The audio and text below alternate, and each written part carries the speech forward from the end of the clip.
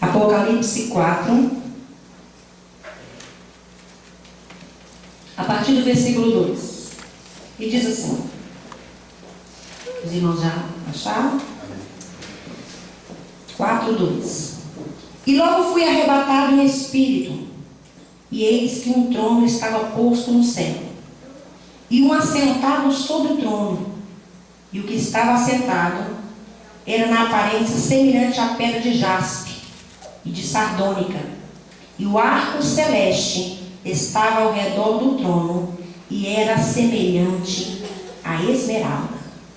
E ao redor do trono havia 24 tronos, e vi assentados sobre os tronos 24 anciãos vestidos de vestes brancas, e tinham sobre a cabeça coroas de ouro. E do trono saíam relâmpagos e trovões e vozes, e diante do trono ardiam 7 lâmpadas de fogo, as quais são os 7 Espíritos de Deus. E havia diante do trono um como mar de vidro, semelhante ao cristal, e no meio do trono e ao redor do trono 4 animais cheios de olhos por diante e por detrás. E o primeiro animal era semelhante a um leão, e o segundo animal semelhante a um bezerro, e tinha o terceiro animal o rosto como de homem, e o quarto animal era semelhante a uma águia voando. E os 4 animais tinham cada um respectivamente 6 asas, e ao redor e por dentro estavam cheios de olhos, e não descansavam nem de dia nem de noite, dizendo: Santo, Santo, Santo é o Senhor Deus, o Todo-Poderoso, que era e que é e que há de vir. E quando os animais davam glória e honra e ações de graças ao que estava assentado sobre o trono, ao que vive para todo sempre, os 24 anciãos prostravam-se diante do que estava assentado sobre o trono, adoravam o que vive para todo sempre, e lançavam as suas coroas diante do trono, dizendo: Digno és, Senhor, de receber glória e honra e poder, porque tu criaste todas as coisas, e por tua vontade são e foram criadas. Aleluia. Aqui vai uma visão que João teve do trono de Deus, né? E eu quis, antes de adentrar logo nos seus, trazer este capítulo de Apocalipse 4 para que nós pudéssemos entender quando ele fala aqui sobre esses 4 animais, porque eles terão um papel fundamental quando começa a se abrir os selos, né? Aí mais à frente nós vamos explicar o papel que eles desempenham, né? Deixa eu ligar aqui.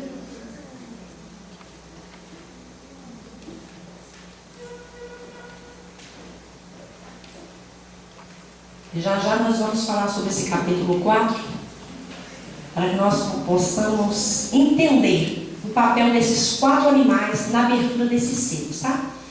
Antes de falarmos sobre isso, eu trouxe esse breve resumo do que acontece, né, na grande tribulação e que precede a volta triunfal de Cristo. Porque na pregação anterior, Jesus veio e arrebatou a igreja, não é isso? Levou a igreja, os crentes passaram pelo tribunal de Cristo, foram galardoados, né? Houve o casamento, foi isso?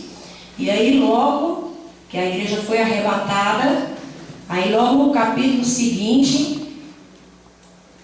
já inicia-se aqui com os 7 selos, que vai se abrir os selos, né?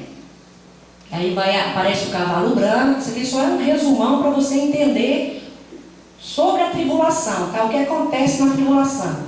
Aí abre-se os 7 selos, depois tocam-se as 7 trombetas e derramam-se as 7 taças. 7 selos, quem abre os selos é o Cordeiro, quem toca as trombetas são os anjos, quem derrama as 7 taças, o próprio Deus, tá? Nós vamos estudar sobre os 7 selos hoje, mais nas próximas oportunidades nós vamos falando sobre os outros eventos, trombetas, as taças, tá? Hoje nós vamos falar sobre os selos.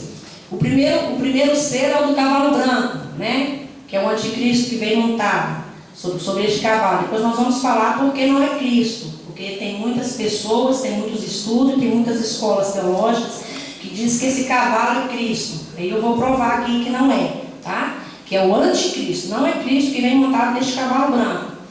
Aí depois abre-se o segundo selo, que é todo do cavalo vermelho, que simboliza a guerra. Depois o preto, né? Esse cavalo preto aqui. Depois o cavalo amarelo, que é a morte. Depois o quinto selo, que é os machos. Depois o sexto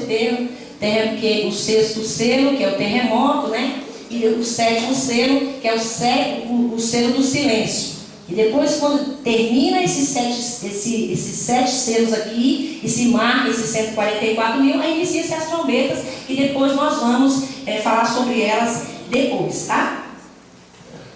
Isso aqui só eu nem vou falar sobre aquilo ali agora, para a gente não perder tempo, tá? Eu só trouxe aqui só para você ter uma noção do que acontece na tribulação, qual é a sequência. Aí muitas vezes, nem o que nem primeiro, a trombeta é o selo, é taça, é o quê? São os selos, depois as trombetas, depois as taças. E esses julgamentos, durante a tribulação, eles não são simultâneos não, tá? Não é um em cima do outro não. Eles são sucessivos. Acontece um, depois acontece outro, depois acontece outro, tá? É como uma escala, 1, 2, 3, 4, 5, tá? São sucessivos, não são um em cima do outro não, tá? E qual é o objetivo da grande tribulação, né? Tem um objetivo: para punir os ímpios, porque todos os homens tiveram todas as oportunidades agora, estão tendo todas as oportunidades, porque nós estamos na era da graça, né, para aceitar Jesus e servi-lo agora. Então, seja fiel. Qualquer hora aí a trombeta soa, você tem que estar preparado. E quem não servir agora, se já é difícil agora, imagina que durante a grande tribulação vai ser quase que impossível. Não vai ser impossível, mas vai ser muito difícil, né? Se agora é difícil, imagina aqui, durante todas essas catástrofes que nós vamos ver daqui a pouquinho, uma por uma. O objetivo: punir os ímpios que não aceitaram agora, né? Quando a trombeta soa, eles ficam, não subiram como a igreja, né? Não morreram em Cristo também, os mortos ressuscitaram lá, quando a gente estudou sobre o arrebatamento. Socorrer Israel e levá-los à conversão nacional. Esse é o objetivo da tribulação também. Porque Israel, até hoje, está esperando um Salvador. Até hoje eles estão esperando, né? E aqui, eles vão entender que aquele Cristo que eles rejeitaram lá atrás, aquele realmente era um Salvador. Durante a grande tribulação, durante esses 7 anos de tribulação, eles vão entender isso. E outro objetivo: derrotar as forças do anticristo e implantar o milênio. Esses são os objetivos dessa tribulação de 7 anos, né? Punir os ímpios, socorrer Israel, levá-los à conversão nacional e derrotar as forças do anticristo para implantar o milênio. Porque o milênio, irmãos, não é para nós não. Nós vamos entrar lá porque Deus assim quer. Porque o milênio é para Israel. Aí nós vamos participar das bênçãos do milênio, porque o nosso Deus é um Deus muito bondoso, muito maravilhoso, né? Aí nós vamos participar do milênio. Porque aqui no milênio vai se cumprir todas as profecias que Deus fez, e todas as promessas que Deus fez para aquele povo. Sai, quando chamou lá Abraão, sai do meio da tua parentela e vai para uma terra que eu vou te mostrar. E quando Moisés saiu, levando aquele povo depois, né? E foi andando ali no deserto. Até hoje, aquele povo, esse povo Israel, os judeus que nós conhecemos hoje, né? Essas promessas não se cumpriram na vida deles. Não vê essa briga aí de Palestina, essa confusão toda, né? Tudo por causa de briga, por causa de terras, né? Dessas terras, porque a promessa foi feita para eles e até hoje não se cumpriu. No milênio vai se cumprir todas essas promessas sobre Israel, vai se cumprir. Eles vão tomar posse da terra, eles vão governar a terra, vai ser uma bênção maravilhosa. E eles vão ver que verdadeiramente Deus cumpriu todas as promessas que foram feitas para eles, desde Abraão, para Moisés, para eles ali, se cumprirá aqui no milênio, durante esses 1000 anos. Aqui vai se cumprir. Porque o nosso Deus, irmãos, quando Ele promete, Acabou.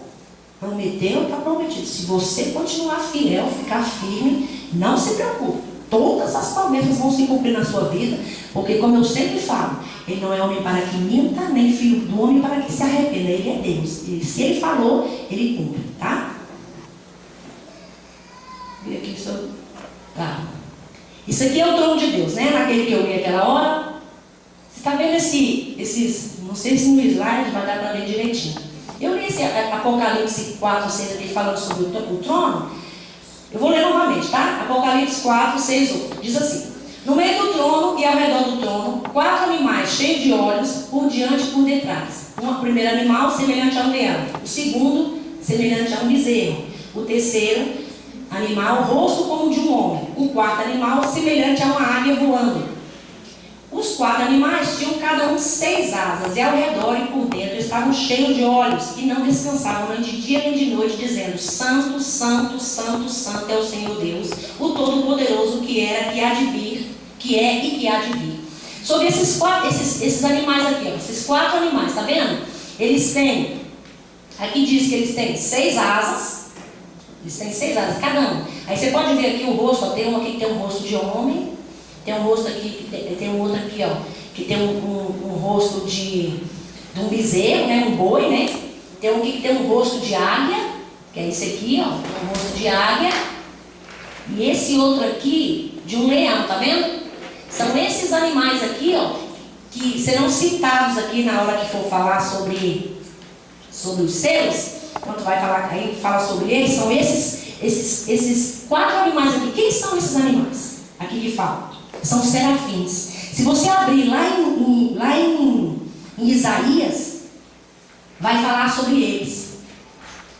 E aí, quando ele fala que o primeiro animal é semelhante a um leão, diz respeito à bravura.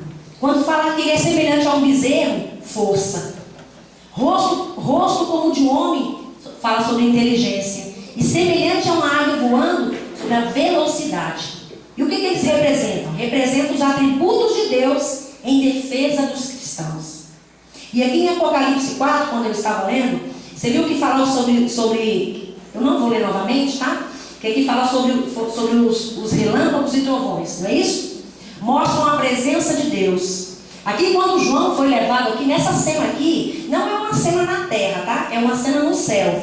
Quando João é convidado, sobe para cá. Aí ele sobe e vai no céu e vê isso aqui. Aí vê o trono, ele está vendo o trono. Quem está sentado no trono? Deus está sentado no trono, tá? Aí fala sobre os relâmpagos e trovões que mostram a presença de Deus. Alguns teólogos dizem que representa a ira de Deus contra os inimigos da cruz. Por isso os relâmpagos, por isso os trovões, né? Uns falam que representa a ira e outro que representa a presença. Quem está certo, quem não está, não interessa. O que interessa é o seguinte, que é Deus e que os relâmpagos e trovões representam Deus. E eu acredito que seja a ira mesmo, porque agora vai se revelar aqui a ira de Deus, para punir os ímpios. Por isso a grande tribulação, por isso a tribulação, para punir os ímpios. Levar Israel à conversão nacional e cumprir as promessas que Deus fez para esse povo. E aqui em Apocalipse 4 também fala sobre a pedra de jaspe, que ela é branca, né? Representa a pureza e santidade de Deus. Fala sobre a pedra de jaspe sardônica, que ela é vermelha, representa justiça. Por que justiça? Porque esse trono aqui, que foi visto aqui, no início dessa tribulação, desses 7 anos de tribulação aqui, vai representar a justiça, o nosso Deus. Irmãos, vocês imaginam o tanto que o nosso Deus é bom. Porque o homem hoje, ele peca, ele prostitui, ele faz tudo que desagrada a Deus. Muda o uso do natural, homem virando mulher, mulher virando homem, uma tribulação terrível. E Deus tem sido tão maravilhoso que até agora tem sido longânimo, esperando, né? Mas a medida de Deus é enche. E aqui encheu. Esse trono de Deus aqui, que João viu, a partir desse momento aqui, vai começar a ira de Deus para punir os ímpios. Vai ser terrível, irmãos. Terrível, terrível, terrível. Quando você imaginar que vai ser terrível, vai ser pior. Vai ser pior ainda, né? E aqui fala que em Apocalipse 7 também fala em arco celeste, semelhante à esmeralda verde. Então, hoje nós conhecemos esse arco celeste, né? Que comumente nós chamamos de arco-íris, né? Que até tomaram ele como símbolo aí e tal, mas não é nada disso. Esse símbolo desse arco-íris, que na verdade é o arco celeste de várias cores, foi o pacto que o Senhor fez, né? A aliança que Ele disse que jamais exterminaria a terra novamente com água. Por isso, né? Esse arco que nós chamamos de arco-íris, mas na verdade é o arco celeste, né? Que ele tem várias cores, até que virou símbolo aí e tal, não vamos entrar nisso. E aqui tem um arco, nesse trono tem um arco, só que ele é de uma cor só, ele é verde, graças a Deus, né? Ele só é uma cor, porque senão é no trono, né? Então aí já estava tudo.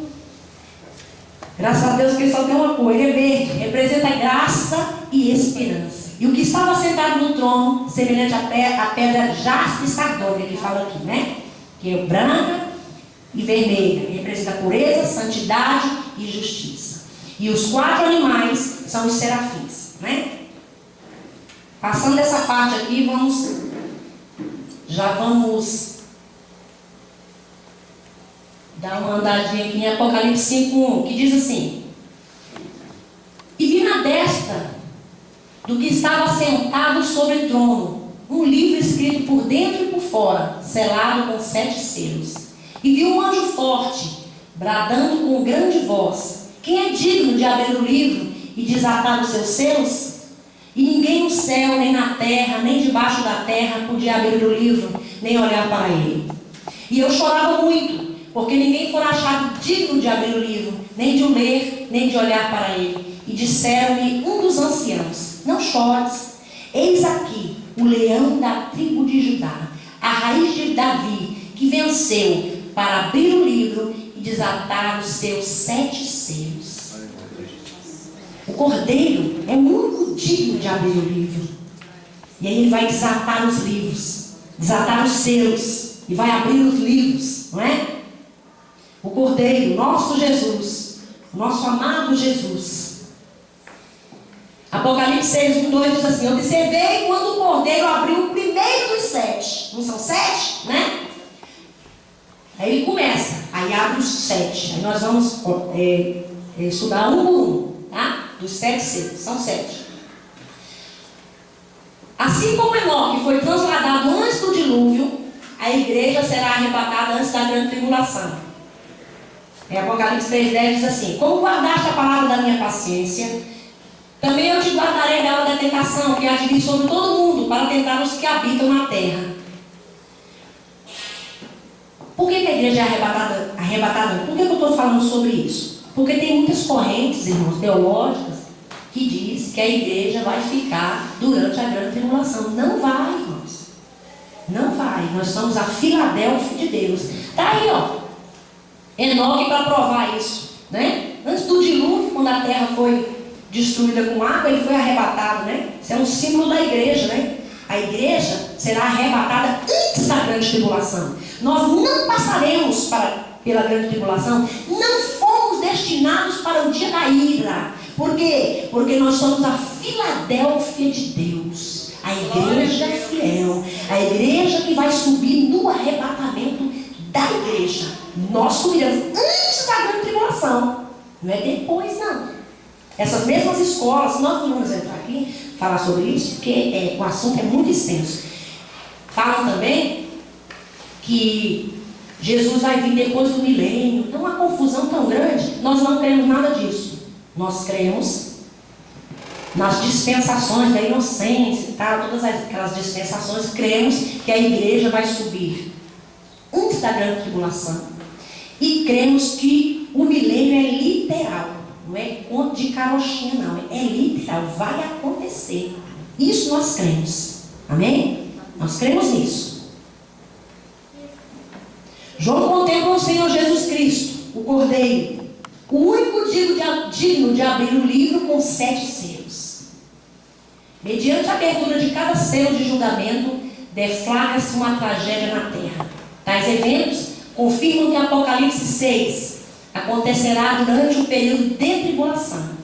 É a 70ª semana profetizada por Daniel que se inicia. Serão os 7 piores anos da história da humanidade. A cor dos cavalos representa a natureza da missão. Branco, que é a falsa paz. Vermelho, que é guerra. Preto, fome. E amarelo, que é a morte, né?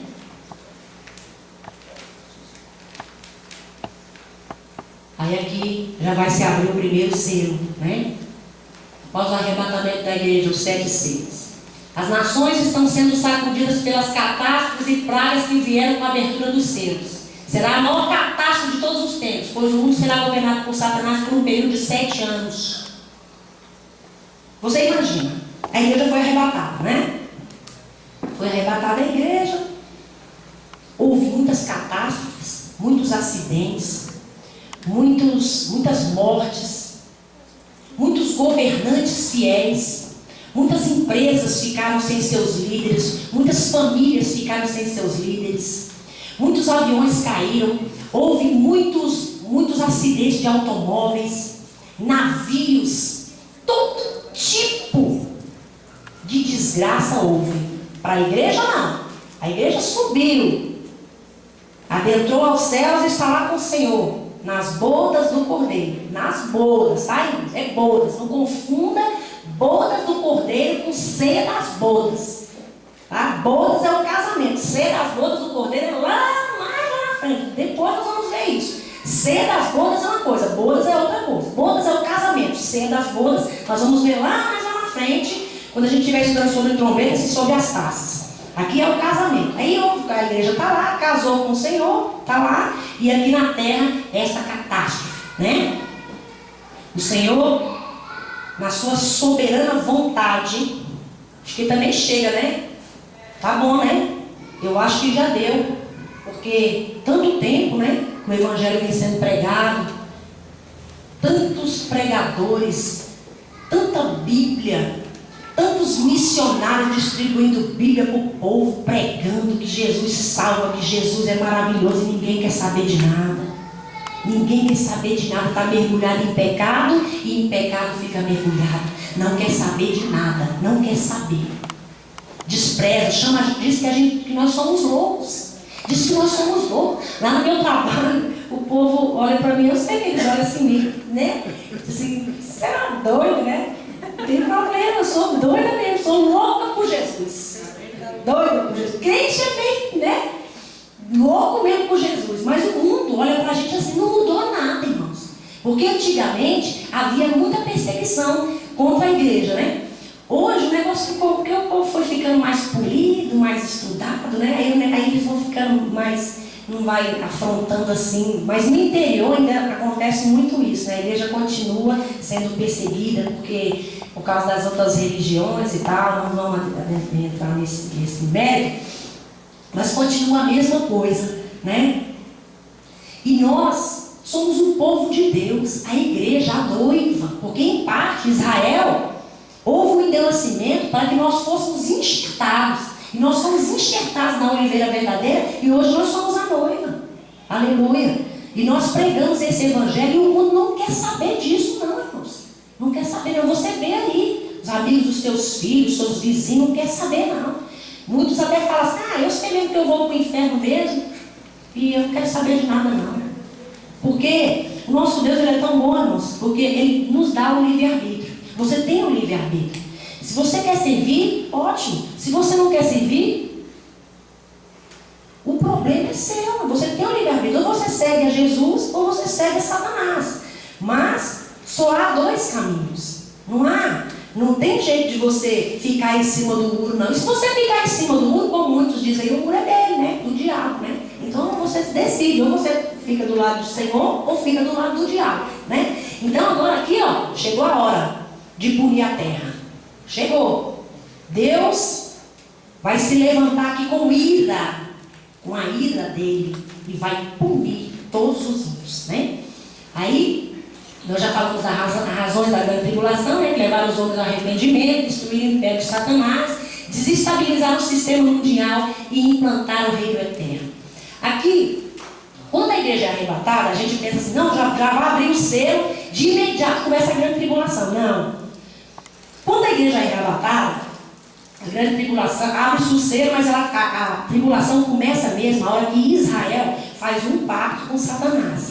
Porque quando abre esse primeiro selo, que é o do cavalo branco, o anticristo começa a enganar as nações. Porque pelas catástrofes mundiais, do mundial que está acontecendo por causa do arrebatamento da igreja, aí aconteceu muitas catástrofes, muitas mortes, o mundo está um caos total, desgovernado. Aí se levanta o anticristo, começa a enganar as nações com uma falsa paz.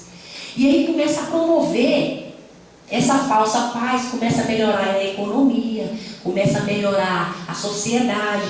Israel vê isso, aí já, é ele, né? É ele.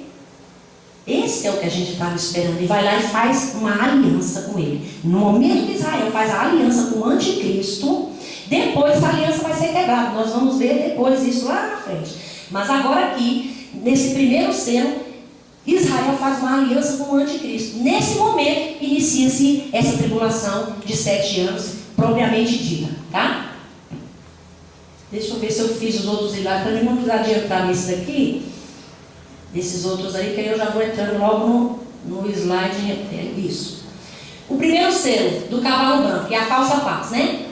Apocalipse 6, 1, 2, que diz assim: observei quando o cordeiro abriu o primeiro dos 7 selos. Então, ouvi um dos seres viventes dizer com voz de trovão: venha. Lembra dos seres viventes? Que ele tem 6 asas, 6 olhos, né? Que lá em Isaías também tem uma visão desses seres viventes, são os serafins, né? Que são anjos de primeira hierarquia, são anjos poderosíssimos. Eles ficam diante do trono e todo o tempo, santo, santo, santo, santo, santo. Quando João sobe até lá e vê e fala: quem é digno de abrir os selos? Quem é digno? Né? Isaías 6 fala sobre isso, né? Sobre esses serafins. São esses mesmos serafins aqui, esses mesmos 4 animais aqui, está lá em Isaías 6. São anjos de primeira hierarquia. Então, quando João diz: quem é digno de abrir os selos?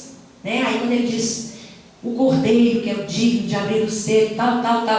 Aí aqui em Apocalipse 6, 1, 2 diz: então ouvi um dos seres viventes dizer com voz de trovão. É esses seres aqui, aquele lá daquele primeiro slide, que quando mostrou que ele tem cara de leão, de águia, de homem, né, de boi, ele que vai falar. Uma voz de trovão: venha. Olhei, e diante de mim estava um cavalo branco. Seu cavaleiro empunhava um arco, e foi-lhe dada uma coroa. Ele cavalgava como vencedor, determinado a vencer. Aí, aqui tem um problema. Tem um problema e não tem, né?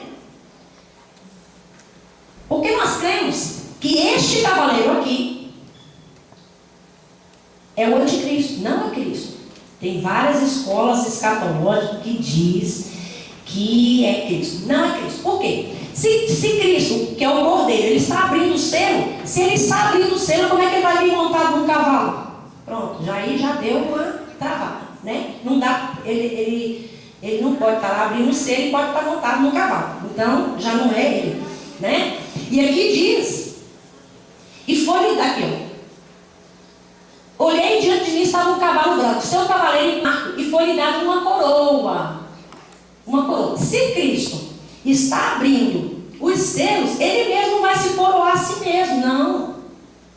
Como é que ele vai pegar e ele mesmo vai se coroar? Né? Já também deu outro trabalho. Não? Então, por esse motivo e por mais uns... Eu listei aqui uns 30 motivos mais de que não é Cristo, esse cavaleiro. Não sei onde é que eu coloquei aqui, só para a gente tirar toda a dúvida.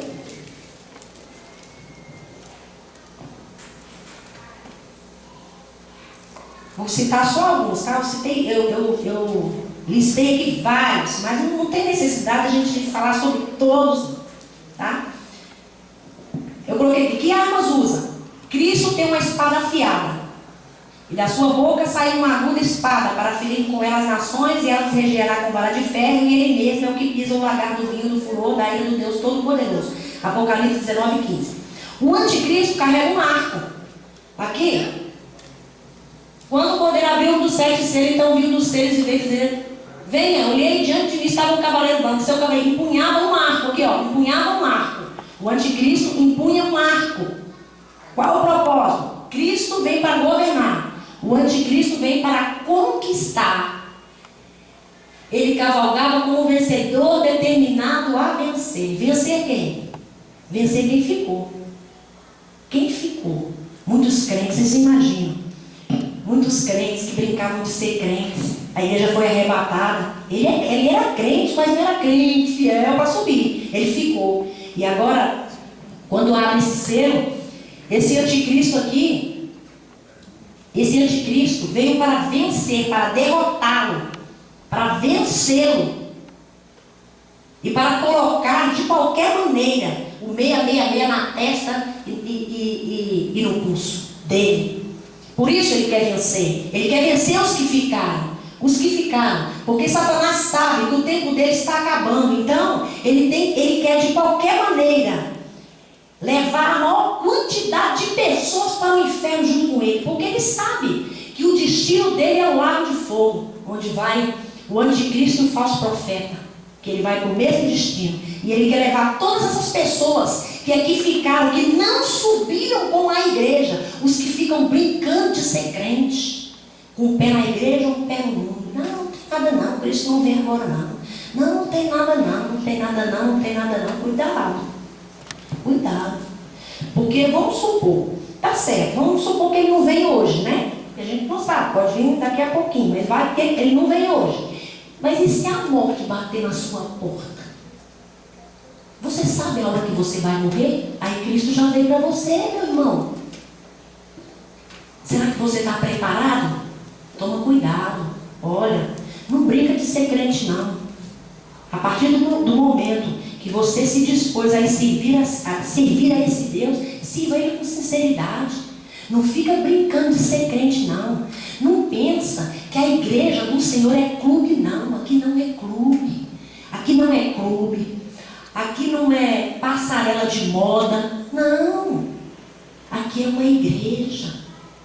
Aqui não é lugar de desfilar beleza. Não, não, não, não. Aqui é igreja. Aqui é um lugar onde a única pessoa que tem que estar em evidência aqui é Ele. O nosso Deus. Jesus. Aquele que derramou o seu sangue lá na cruz para nos salvar. Ele que tem que estar em evidência. O que nós fazemos ou deixamos de fazer, o que nós pegamos um microfone aqui ou qualquer coisa que a gente faz para o Senhor, é Ele que nos capacita para fazer. Nós não temos mérito nenhum nisso. Porque tudo é dele, por ele e para ele. Aleluia. Ele que tem que estar em evidência. Aí muitas vezes a gente confunde. A gente fica confundindo igreja. Pensa que igreja é clube. Pensa que igreja é lugar de paquera. Pensa que a igreja é lugar de você estar fazendo negócios escusos. Não é. Aqui não. Aqui é o lugar onde se adora. Aleluia. A palavra do Senhor diz: guarda o teu pé quando entrares na minha casa. Então guarda o teu pé. Cuidado. Cuidado, porque todas as intenções do seu coração serão julgadas. Tudo que você faz para o Senhor, se você subiu como crente no arrebatamento da igreja, né, e compareceu diante do tribunal de Cristo, não é tribunal de julgamento, como eu já disse, é um tribunal para entregar galardões. A maneira que você fez a obra do Senhor será julgado. Qual foi a intenção? Você fez com qual intenção? Estava querendo se amostrar? Não tem direito a pedrinha nenhuma aqui não. Coroa de glória? Pior. Coroa de justiça? Também não. Você estava fazendo a obra de Deus com qual intenção? Para enriquecer? Está achando que aqui é bolsa de valores? Aqui não é bolsa de valores não, é a minha casa. É a minha casa. Muitas pessoas, muitos pastores, muitos e muitos, eu conheço muitos, estão pensando que igreja é empresa. Igreja não é empresa. Igreja é a casa do Senhor, é o hospital de Deus, onde as pessoas vêm destruídas e o Senhor vai lavando, limpando, capacitando, edificando a vida, tirando a maldição de dentro da casa, a lepra, tirando o pecado, lavando o mesmo homem, transformando ele.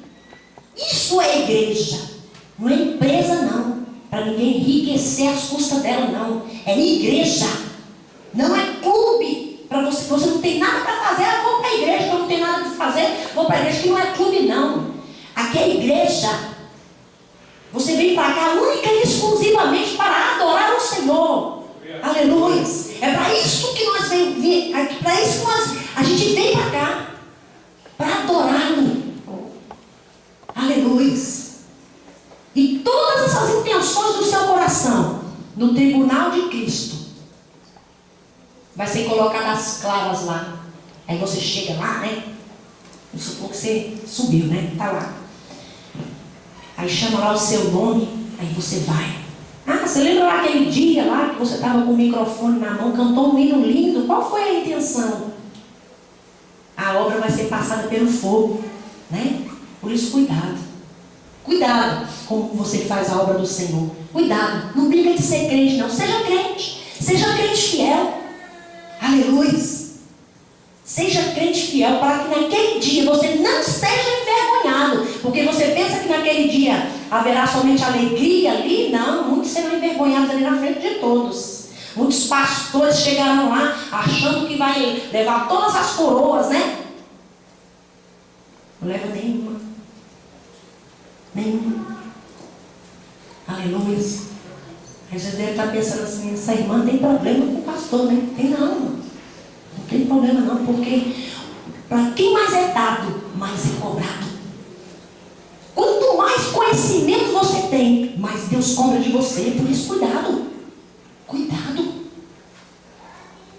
como você cuida da sua casa. Cuidado com o exemplo que você dá para os seus filhos. Cuidado como você cuida daquilo que o Senhor te deu. Cuidado. Tudo será pesado numa balança. Você não é crente? Seja crente.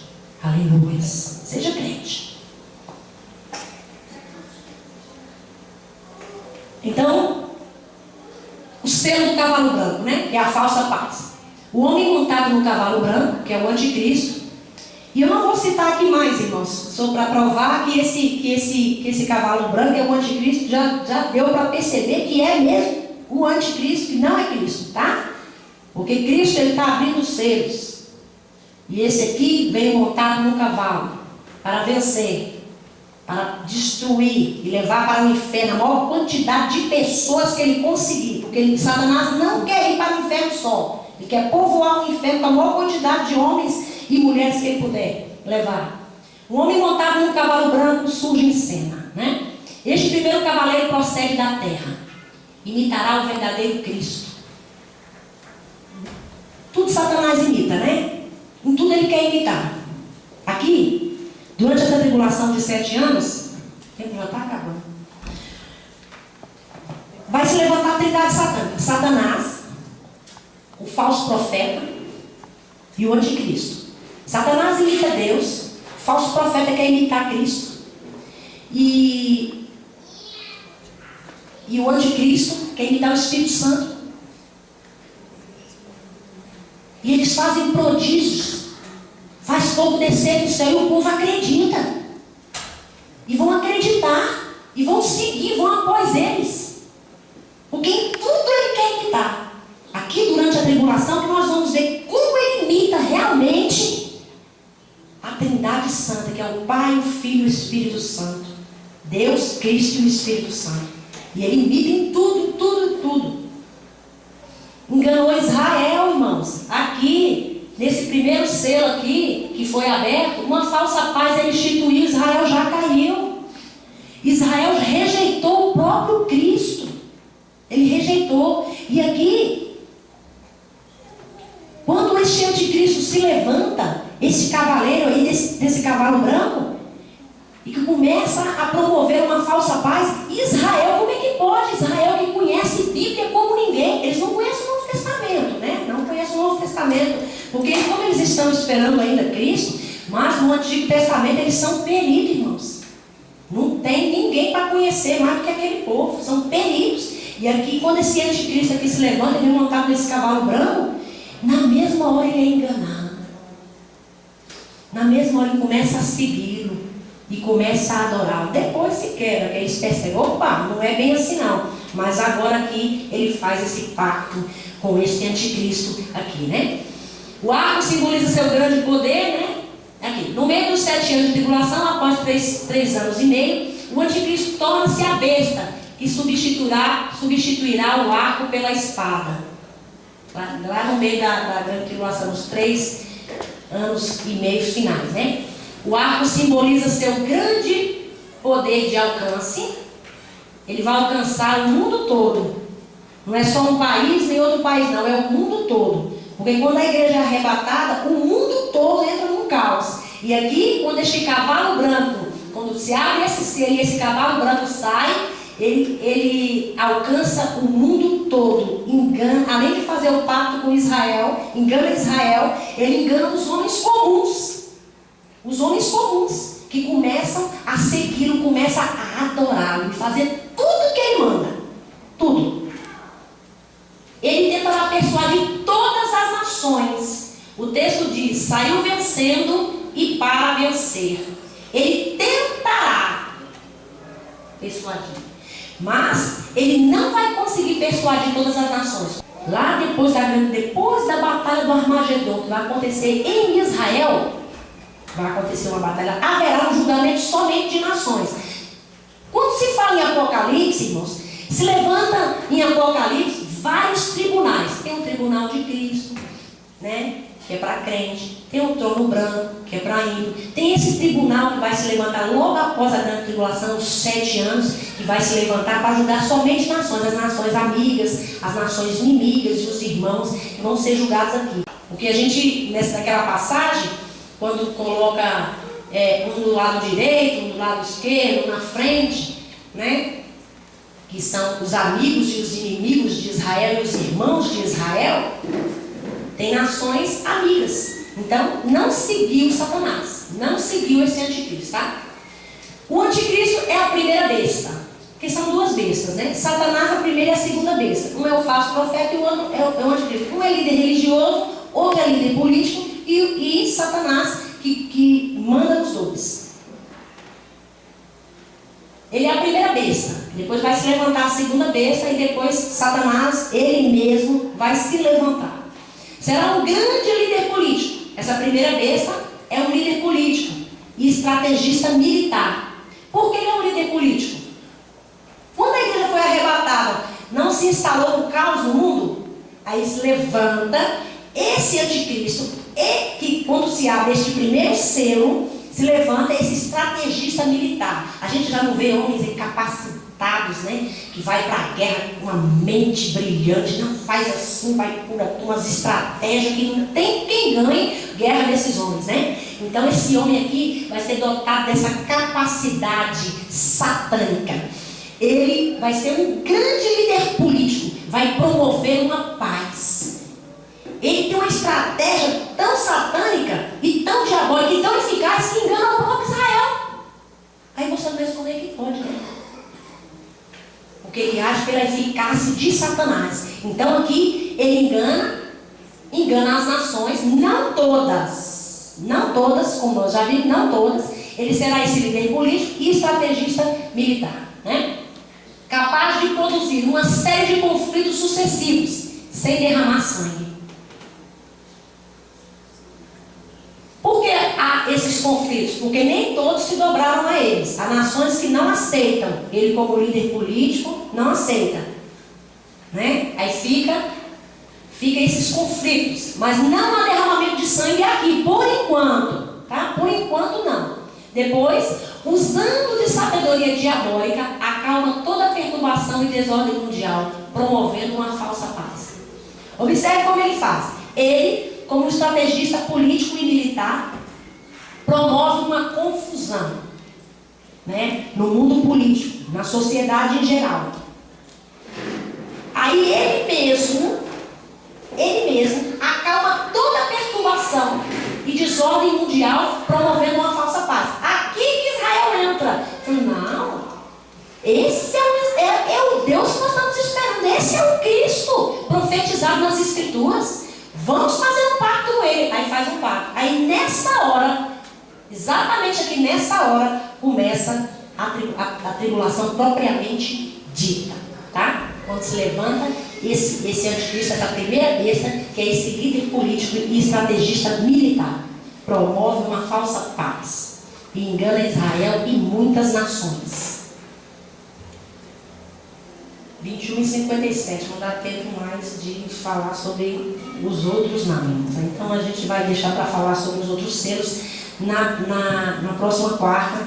Nós falaremos sobre isso, porque o assunto é muito extenso. Porque se a gente for falar somente por cima, a gente vai estar voando, vai continuar voando, aí não vai entender muita coisa. Esse é um assunto que ele tem que ser bem mastigadinho, né? E mesmo assim, no pouco conhecimento que a gente tem, nós vamos passando para os irmãos na medida do possível, né?